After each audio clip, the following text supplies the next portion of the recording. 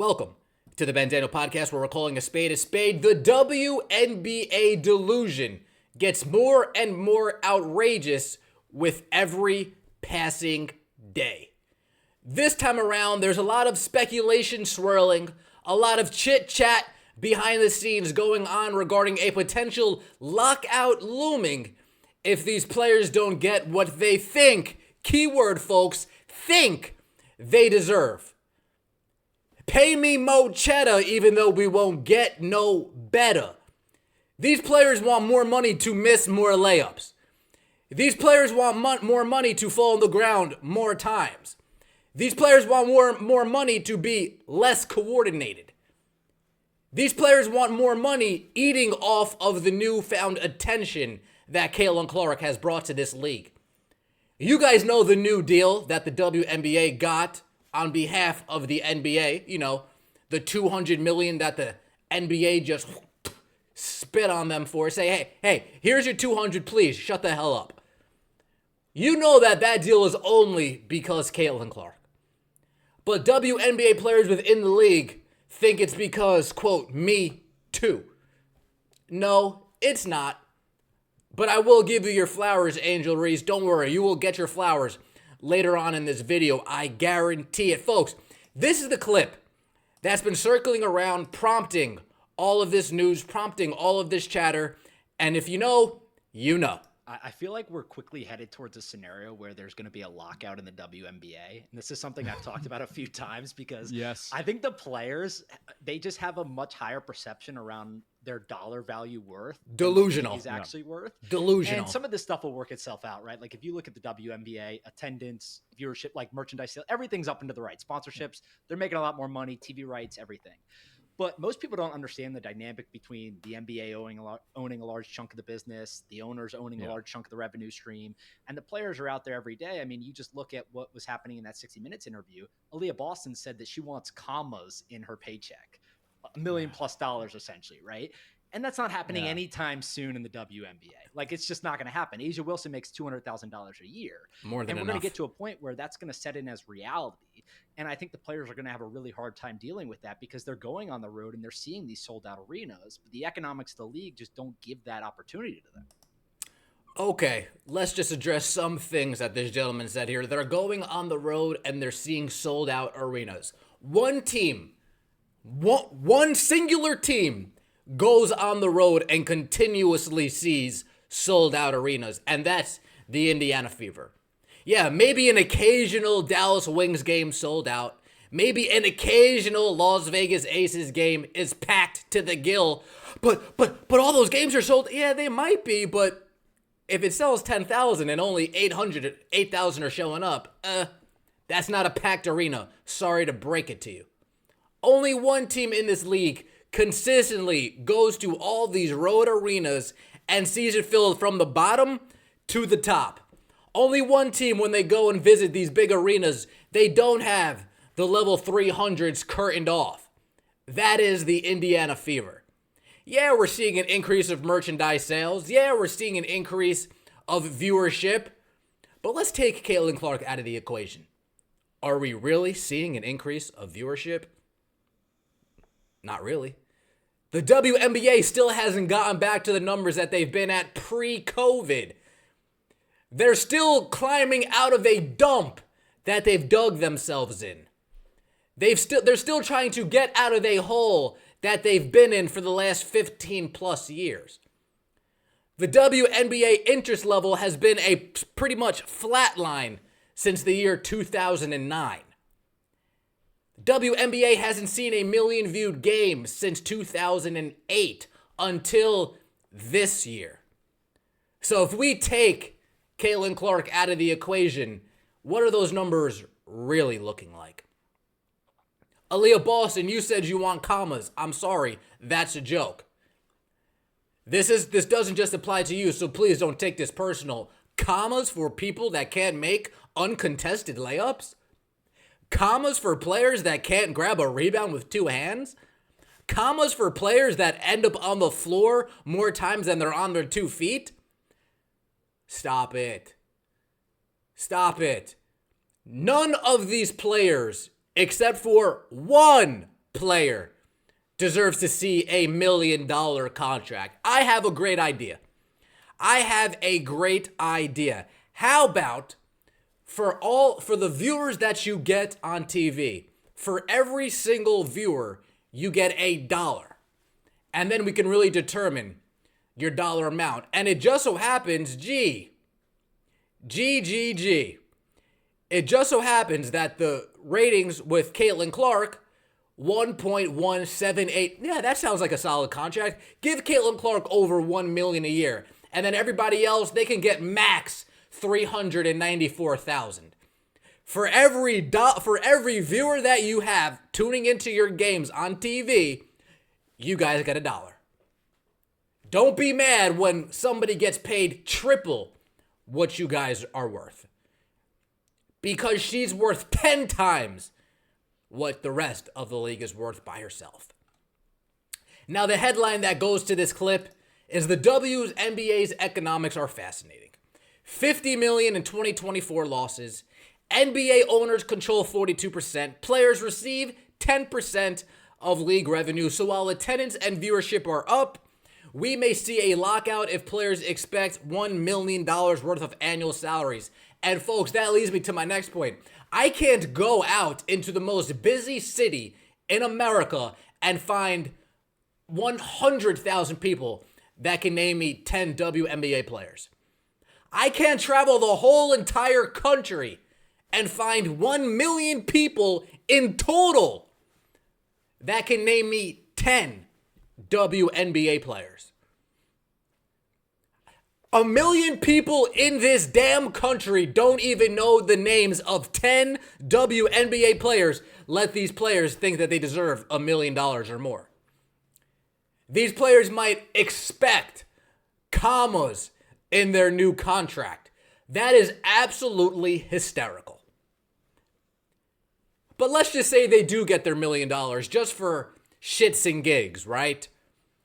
You know what's going to come with that newfound contract? Higher expectations, more media requirements. I don't think they're going to let certain so-and-sos just hide behind closed doors while their teammates take all the tough questions. They might actually expect you guys to behave like, oh man, professionals, adults, not prissy, emotional, whiny little players. Little infants in the league crying about everything. Oh, what about me too?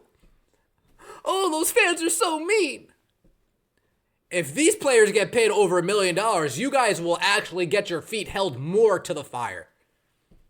People will expect more out of, well, at least the new fans will expect more out of you. The old 46,000 delusional fans, they're already so far gone. They probably think you guys deserve that money. You don't. But let's say you guys do have a lockout, right? Who will that affect? Well, I'll tell you who it won't affect. It won't affect the big three that entered this league. Now, hear me out, folks. Hear me out. It won't affect Cameron Brink. It won't affect Angel Reese. And it damn sure won't affect Caitlin Clark. Those three are already set up. They're good. They're already fairly known. Caitlin Clark taking up the spot 1, 2, 3 in the top 5. Followed by Angel Reese, followed by Cameron Brink. But they're already known. You think Caitlin Clark needs to... you're saying I don't need to make $78,000 in this trash dumpster fire? You're saying I can go to Shanghai and get paid $2 million? Oh, you're saying I don't need to make a measly $80,000? Not a measly, but I'm talking about in context, folks. You don't think I need to make $80,000 here in the WNBA? You're saying I can just go overseas and get paid $3 million for... Oh, that sounds like a win-win, actually. And they'll actually appreciate me over there. I actually won't get targeted every single game over there. Oh, so you're telling me I don't have to deal with Diamond DeShields cheap-shotting me? I don't have to deal with Kennedy Carter hip-checking me? I don't have to deal with Dejanay Carrington's 7-inch nails getting into my eye? Oh, I guess I'll take my talents over to Australia then. Trust me, it's not hurting Caitlin Clark. with all of the deals that she already has set up, Nike, Gatorade, folks, she's good. She doesn't care. Of course she cares, but you understand. She's about to play a Pro-Am tour for a golf tournament and a Sorumstam, I believe. She's already getting called to do this and do that and do this and do that, and the offseason just started. She's fine without the WNBA, trust me. The WNBA wasn't fine without her, but she's fine without you guys. She's already solidified her spot as the number one attraction in the history of that bogus league called the WNBA. Last thing on the Caitlin Clark topic, Caitlin Clark point, I should say. Do you know the demand that would be for Caitlin Clark when she starts playing again in the W? If she takes a year off and then comes back, do you know the amount of people that will be clamoring to see her again? To see her again. Not to see Asia Wilson miss clutch layups again. Not to see any of these other bums miss open layups again. Not to miss this person fall over that person, falling over this person, falling over that person. Not to watch a bunch of sloppy basketball. Not to watch a bunch of uncoordinated basketball. Trust me, folks won't be clamoring for that. The ratings for Caitlin Clark will still be over 1 million. The ratings for the rest of y'all? Oh. Sometimes distant makes the heart grow fonder. But as far as millions of people are concerned, the WNBA's been on a lockout for the past 25 years. Let's just call a spade here. For the last 25 years, the WNBA's been on a lockout. So if you guys hold out for next season, no sweat off my back, no sweat off my brow. People will just go back to doing what they were always doing. So please, don't think a lockout would affect Caitlin Clark. Who else? You think it would affect Angel Reese? Stop it. People might not be showing up to her games like that, but people are tuned into her from a celebrity influencer standpoint. To where if the league locks out, you don't think she could get a deal with this company, get a deal with that company, host this show, host that show, attend that red carpet? She's already got a deal with Reebok, got a whole clothing line. She's got a whole deal with Reese's Pieces, got a whole clothing line. Come on. You think Angel Reese really needs the WNBA to keep her stardom up? To keep her influencer status going? She can just post thirst traps on Instagram every day and get paid millions. She could just tweet from her Twitter account and based on engagements get paid millions. She doesn't even need to do anything else. She can attend a music video if she chooses to.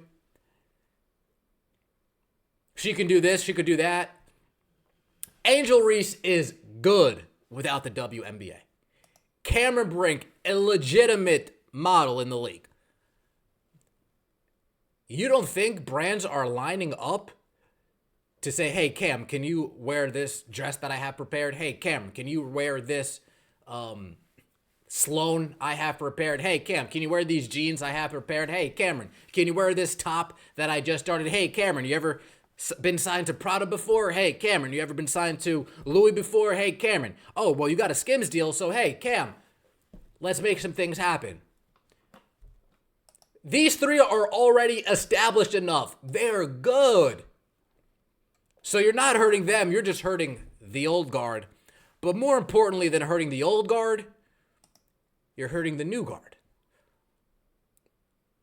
You're hurting the new players that are coming in. Juju Watkins, she just signed a massive deal with Nike, giving her one of the richest shoe contracts deals in women's basketball. Are the WNBA Players Association that short-sighted that they can't see the damage that a lockout would actually do?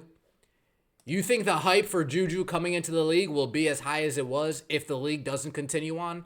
False. You're wrong. What about another freshman, Malaysia Fulwiley, who's at South Carolina, now entering her second year? She had a deal with Under Armour, signing under the Curry brand. The first collegiate athlete for the Curry brand.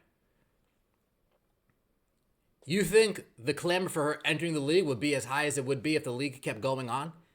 If they piggybacked off Caitlin Clark, if they piggybacked off Caitlin Clark, if they piggybacked off Caitlin Clark?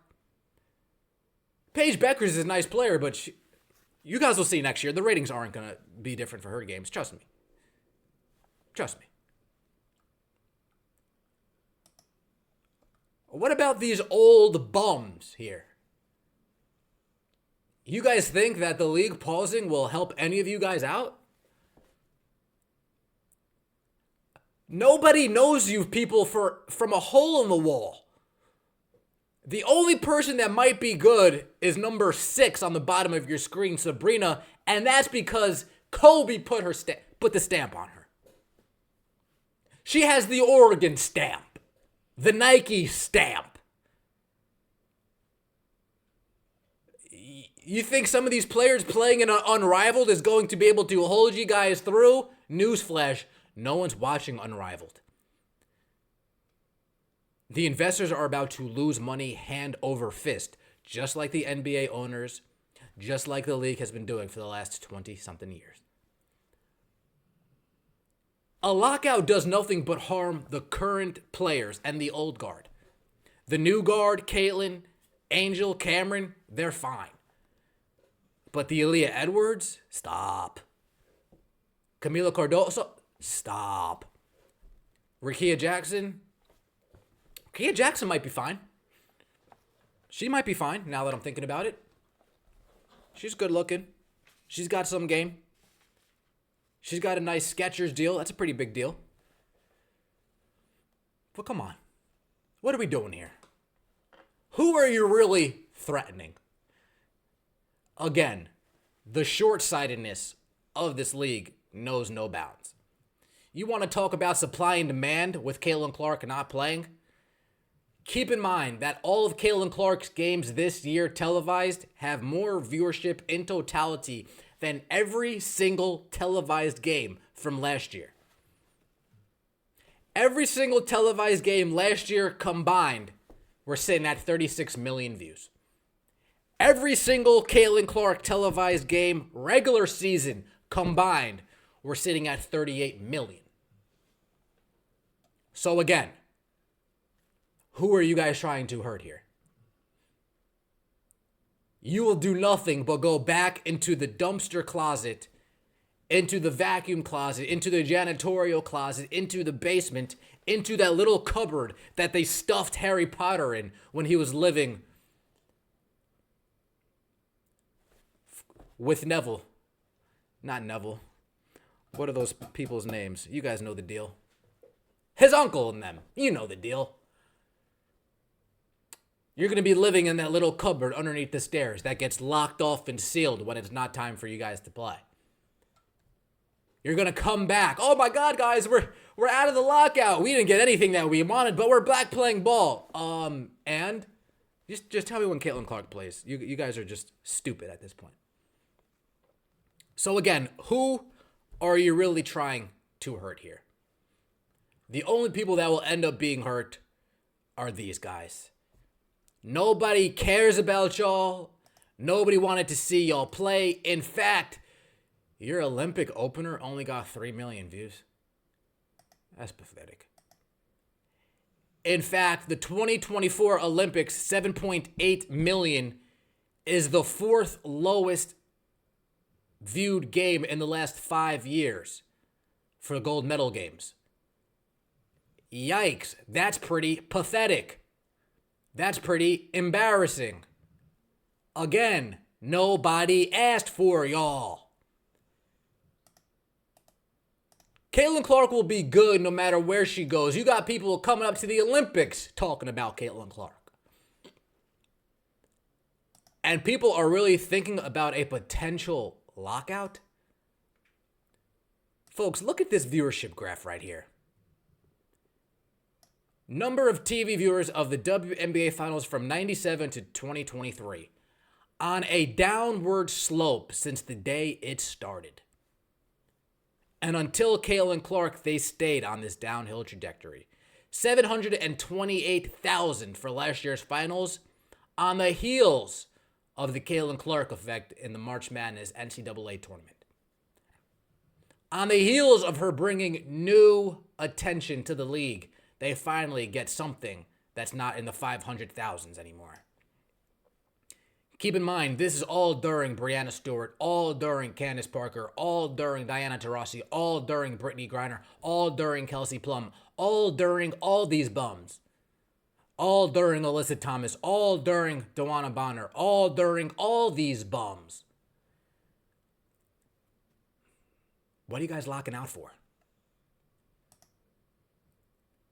It's been nearly 16 years since the WNBA last averaged a seven-figure audience. The date was May 17th, 2008, and they haven't seen a million-viewed game until Caitlin Clark arrived. Again, what are we doing here? Now, to add insult to injury for the WNBA, the finals are coming upon us, folks. Thursday. The finals are upon us, and this might be the worst case scenario for all of the 46,000 old bums that used to watch this league. We have the New York Liberty and the Minnesota Lynx. We have white privilege versus a family woman. One more time, folks, in case you didn't catch me. We have white privilege versus somebody who has a traditional family. Ooh, minimal agendas being pushed this finals, thank God. We might be able to actually watch the game. If you're an Indiana Fever fan, besides the Fever, these might be the two best teams on your list of potential teams to watch.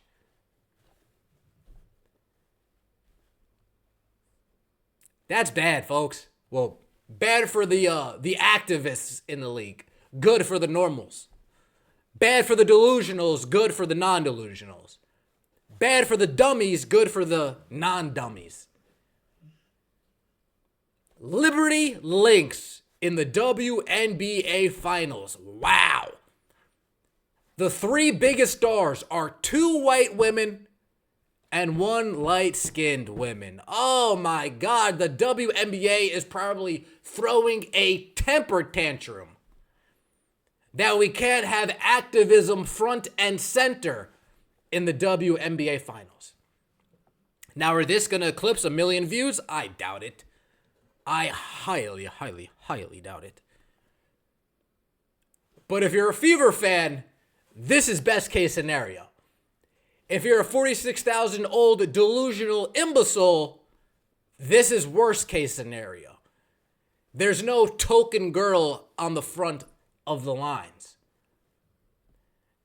There's no clear agenda to be pushed down our throats as viewers. Oh, how the WNBA tables have turned.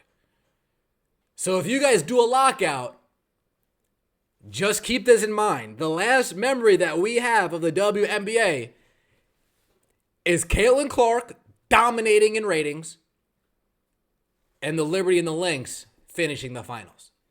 It's the Ben Daniel Podcast, where we're calling a spade a spade. Let me know what you think in the comment section below. Do you think it would be wise for the WNBA fools to pitch a lockout? Folks, people still say baseball hasn't recovered yet. And their lockout was over 25 years ago now. Let me know what you think. Appreciate all the support. Like and subscribe to the channel. I'd appreciate that. As always, take it easy.